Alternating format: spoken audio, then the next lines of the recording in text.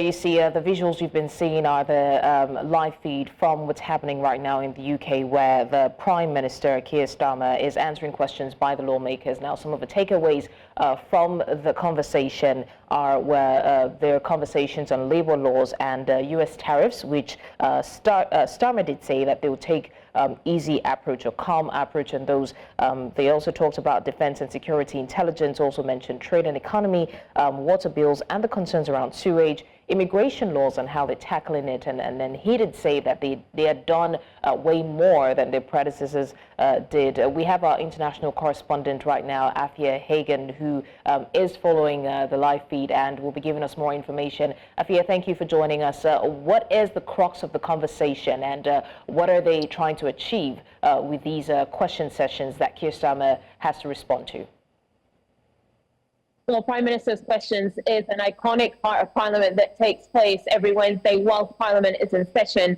And it's all about covering the issues of the week. And this week, quite a spicy week. Yesterday, we had here in the UK, basically everybody was saying that it's a terrible start to April because you have increase in stamp duty, which is a tax that you have to pay when you buy a house. Energy bills are rising as well. So a lot of people pretty miserable at the beginning of April. And that came up absolutely at the beginning of Prime Minister's Questions. You have Sir Keir Starmer, the leader of the government, the Prime Minister, against the leader of the opposition, Kemi Badenoch, the leader of the Conservative Party, discussing the issues of the day. The state pension is rising, so that's one piece of good news for the elderly in the UK. 12 million people will be getting £400 more in their pocket from later on this year. So that was discussed at the top of Prime Minister's Questions. Sir Keir Starmer suggesting that Kemi Badenoch agreed with the emergency budget measures that came in earlier on this year that have been widely unpopular. She says that she doesn't agree with them. Kemi Badenoch saying that this new government is all we are seeing is fragility and the average family getting poorer. But you're absolutely right in saying that tariffs is a huge issue, and something that brought up a lot of questions from different members of Parliament, not just from Kemi Badenoch, asking about Keir Starmer's stance on these potential US tariffs. Just to remind you, today is being dubbed as Liberation Day by President Trump, where he is bringing in widespread tariffs across the board. We don't quite know what they're going to be. We'll find out later on today. But repeatedly, Sir Keir Starmer was being asked by different members of Parliament how strong he was prepared to be with the United States on tariffs and potentially a trade war with the United Kingdom. Now, Sir Keir Starmer was very quick to say, excuse the wind, Sir Keir Starmer was very quick to say that a trade war is in nobody's interest here in the United Kingdom. It's a breezy day. That trade war is absolutely in nobody's interest, and that cooler heads have to prevail in this situation. But from what we're hearing from the questions around the House, constituents across the country very concerned about these US trade tariffs. It's not going to just affect jobs in the United States. We could see 25,000 jobs being lost in the United Kingdom as well if tariffs are introduced. All right, thank you so much, our international correspondent, Afia Hagen. I guess your hair also had something to say about the ongoing session, but thank you so much for bringing us the update. Those were live feeds from the session with the Prime Minister answering questions by the lawmakers, and definitely we'll, follow the story. And Afia is still there to give us more updates on how this unfolds. Thank you once again. All right, right now we go on a short break, and when we come back, we'll bring you the rest of the stories that we have on the news at this hour. Do stay with us. This is still News Central now, bringing you more stories on the news at this hour away from the UK meetings. In the west of the continent, Nigeria's President Bola Tinubu has approved the reconstitution of the Nigerian National Petroleum Company Limited, the NNPC board, removing the chairman, Chief Pius Akinyelure, and the group chief executive officer, Malam Mele-Kyari. Now, in a statement by Special Advisor to the President on Information and Strategy, Bayo Ononuga, in the early hours of Wednesday, Tinubu removed all other board members appointed with Akinyelure and Kyari in November 2023. The new 11-man board has Engineer Bashir Ojulari as the group CEO and Amadu Kida as non-executive chairman. Tinubu emphasized that the reconstruction or restructuring is vital for improving operational efficiency, restoring investor confidence and advancing economic growth, with plans to increase oil production to 3 million barrels daily by 2030 and gas production to 10 billion cubic feet daily. The new leadership team brings vast experience, with Kida's career spanning Total Energy and Ojulari's role in Renaissance Africa Energy. Now, the appointment takes effect on the 2nd of April. Now, Mukhtar Mohammed, the CEO of Finance with Mukhtar, joins us on the news right now to speak more on the development. Thank you so much, Mukhtar Mohammed, for joining us. All right, Mukhtar, what do you make of the sacking of the NNPCL's board? Was this anticipated? Did you see this coming? Well, nobody saw it coming. I didn't see it coming, but I don't think it's sacking of the board. I think we should be careful with the word we used. I think the president said he's trying to change the board and commended him for all his effort. Remember that Mark Kyari was the only one that was retained from the previous board that was established by President Muhammadu Buhari, even after all board members were sacked.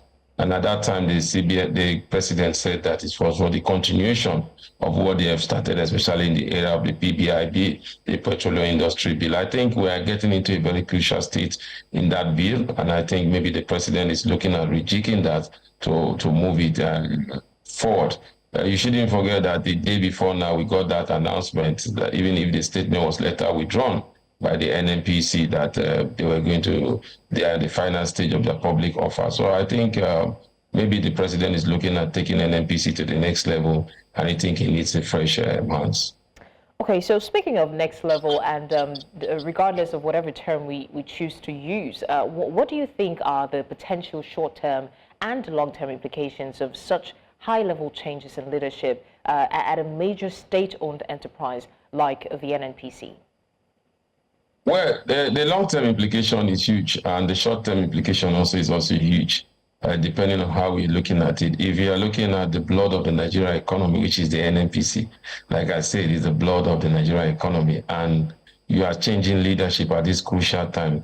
It has a way of affecting foreign investments that wants to come into the country, especially in the oil and gas sector, because you're entering a crucial stage of it. So that is, for me, the short-term and the long-term implication is investors will not be too confident in continuation of policies with any administration in Nigeria, because they feel that such things could just happen arbitrarily, especially when you look at the long term that Mark Kyari have stayed as the group managing director of NNPC, and the processes in trying to take NNPC to become a world oil global players, and also the processes involved and how it has evolved over the years. So it could be a challenge, and are we going to start the processes all over again? Would that give investors confidence? Remember, the NNPC was trying to do a roadshow whereby they were trying to encourage Nigerians to get ready for bringing NNPC into the public space. So all this, will it continue immediately? That will be what investors will be looking at. Or will we have a suspension of that policy? And again, will we have different policy from the current administration, which might be different from what Mark Kyari had? And like I say, when you have those kind of change in a sector that is key to your economy, there seems to be a little bit of distortion, and which in turn may affect the overall economy if not handled carefully. All right, thank you so much for joining us and sharing your thoughts on this. And I do agree that we need to tread lightly with these changes, because it definitely can affect the overall economy of the country. And at the end of the day, what matters is the economy and the people. Once again, thank you so much for joining us. Thank you for having me. An absolute pleasure. And now, news just reaching us confirms that the Edo State Governorship Election Petition Tribunal has dismissed petition filed by the Action Alliance challenging the outcome of a September 21st, 2024 governorship election. Now, the tribunal ruled that a candidate who did not participate in the election cannot allege non-compliance, leading to the petition being struck out. And the tribunal is yet to decide on this petition by the PDP. And what you see there are the live feed. Definitely News Central will be following up the story and bringing you more robust information as the story unfolds. Away from that now, the Federal Road Safety Corps, FRSC, has called on states and relevant authorities to enforce stricter road safety regulations, especially concerning truck standards and driver behavior. FRSC spokesman Olusegun Ogungbemide expressed concern over the poor condition of trucks on Nigerian roads, including issues such as poor maintenance, speeding, and traffic law violations. This follows a recent tanker explosion on the Nyanya Mararaba expressway caused by a cement-laden Dangote truck with failed brakes that collided with other vehicles, triggering a deadly fire. Ogungbemide noted that while there is no national policy restricting truck movement during certain hours, some states have introduced their own regulations to reduce accidents and improve safety on the roads. Now, the declaration of a state of emergency in Rivers State was premised on attempts to sabotage critical oil infrastructure, amongst other reasons. Given the paramount importance of crude oil exportation to Nigerian economy, Pipeline Infrastructure Nigeria Limited, PINL, the agency responsible for monitoring the Trans-Niger pipeline, is proactively engaging with local communities to collaboratively combat vandalism and protect pipeline infrastructure in the Niger Delta region. Correspondent Biola Festus has more. Early morning explosion rocked the Trans-Niger pipeline in Bodo, Gokana local government area of Rivers State on March 18th. Later same day, President Bola Tinubu declared a state of emergency in Rivers State, citing pipeline vandalism as one of the primary reasons.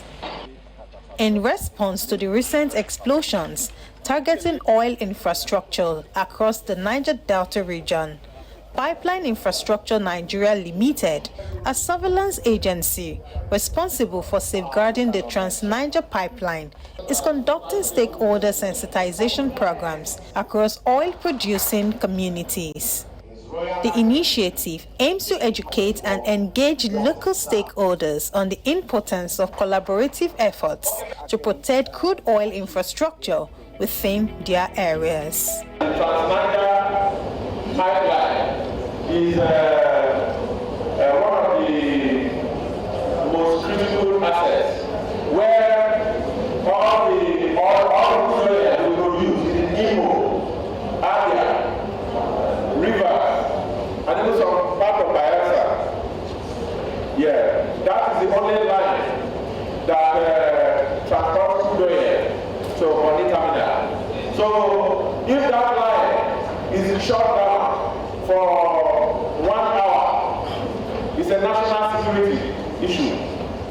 Given the pipeline's importance, vandalism and explosions could have severe consequences, including oil spills and environmental damage. We as traditional rulers will try as much as possible to educate them, counsel them, that if this line are known, we will solve. We have to go beyond protecting the pipelines and look at those who are doing protection of the pipelines. We have to acknowledge the fact that most communities through which pipelines pass live in abject poverty. Ekpe is a peaceful nation. You will agree with me that the pipeline that traverses our area is safe.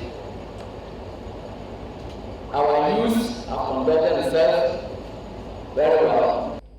Stakeholders across the Niger Delta also want the federal government to keep its part of the bargain, which includes implementation of the Petroleum Industry Act. You're still live with us on the news. We go on a short break now, and when we come back, more stories. Do stay with us. Thanks for staying with us. Now, in Southern Africa, 95 people have been arrested in Zimbabwe following the anti-government protest that happened on Monday. Zimbabwe police say they were arrested on charges of promoting public violence for taking part in demonstrations that called for President Emmerson Mnangagwa to leave office. The protests were prompted by Zimbabwe's ruling ZANU-PF party, which said in January that it wanted to extend Mnangagwa's term in office by 2 years until 2030. Meanwhile, the face of these protests, Blessed Geza, who is a former ZANU-PF member and war veteran who's rallying citizens to voice their grievances, said he will give an address on Wednesday on the way forward. Now, to speak more on this development, we're joined by Tawanda Moyo, a political analyst. Thank you so much, Tawanda, for joining us. Very quickly, let's just talk about the development. Now, following this recent protest calling for the removal of President Mnangagwa, what is the general mood on the ground among the populace? Are people feeling hopeful for change? Are they fully in support of the protest? Or is there a sense of frustration?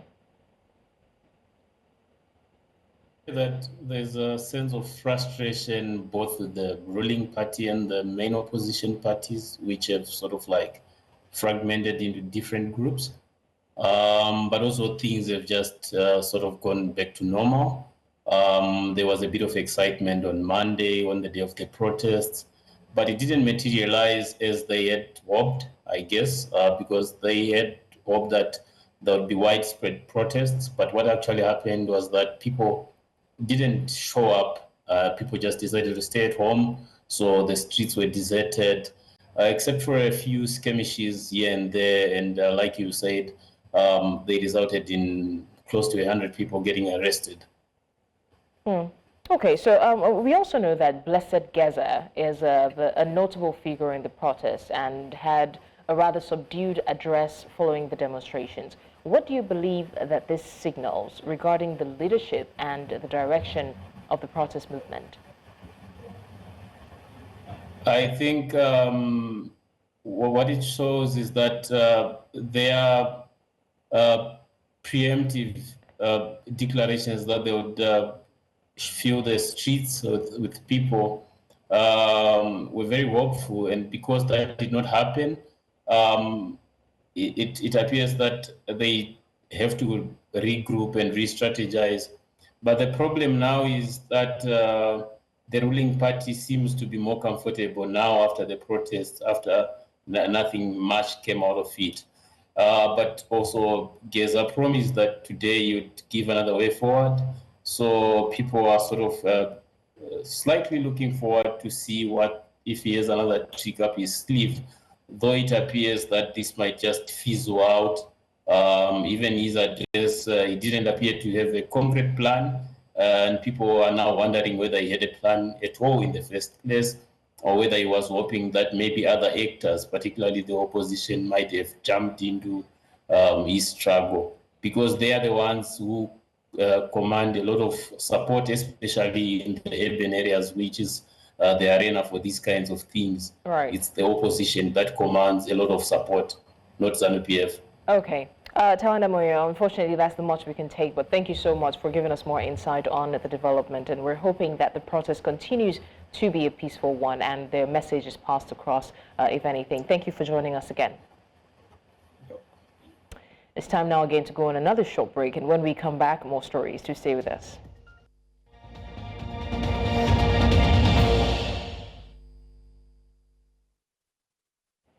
And now to sports. Britain's Fran Jones collapsed during her first round match at the Colsonitas Cup in Bogota, Colombia.